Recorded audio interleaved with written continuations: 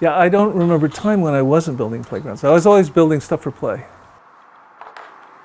I grew up in the country, so we could dig holes, and I built tree houses that were 30 feet in the air. It scared my parents to death, but I wish kids had that freedom now. And so it means a lot to me to create a place where increasingly it's difficult for kids to have a chance to use their body in the most powerful way that they're able to at that moment. What does it mean to me to be a play designer? It gives my life meaning.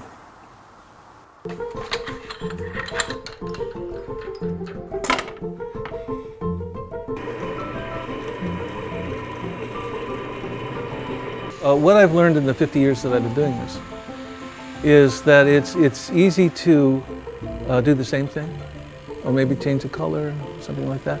What's hard, and we're talking about play now, play predates humanity. So you're dealing with something that's really old and has a lot of history in it. And to try to come up with something novel and new is absolutely daunting. And the existing stuff is good. So we wanted to keep all our good stuff, all the good ideas, but wherever possible, we moved beyond that into something nobody's ever seen before. So when kids come in here, they get a different experience than they're going to get anyplace else. I design for failure, and I think that's the big difference. I want to have kids fail a lot. Here, kids can throw themselves off the top of this and get up and laugh and run off. So failure actually produces learning. It produces incentive. It's a funny phenomenon.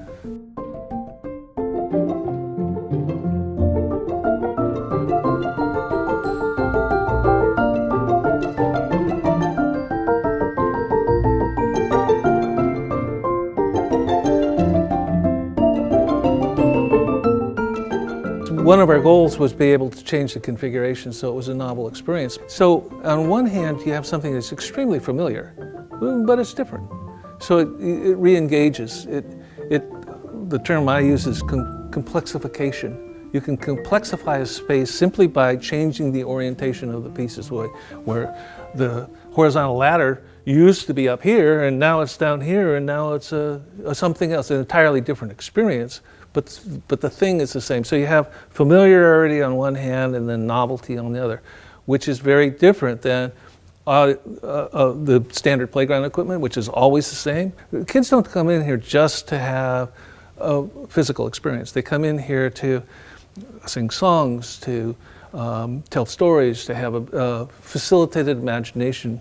And that is so much easier when you can configure the space to support that kind of activity.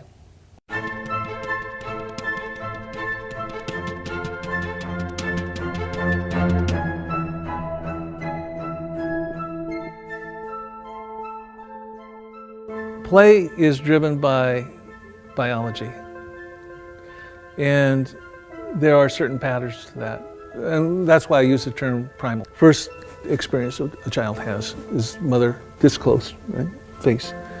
But what that becomes eventually is language, is the whole social bonding. There's spinning, there's sliding, there's running, primal impulses that the brain, the body, the child has to have in order to develop. The kids are going to play. Hey, you can take a kid to the Safeway and there's a bar there, they're going to turn on it. What I have to design for is to have the parents be willing to bring their kids in here. It has to look beautiful, it has to have the functions, it has to be there, and then suddenly not only is the kid doing what they would do with the random rail, but they're doing it in the presence of their parent. They're doing it with the parent, and that's special. They'll begin to discover they have skills in one area and maybe not so much in another. And that's really important because they're going to be guiding that child for a long time.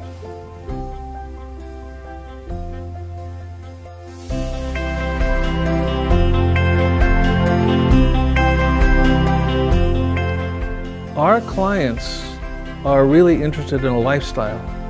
They want to be known as looking for the best.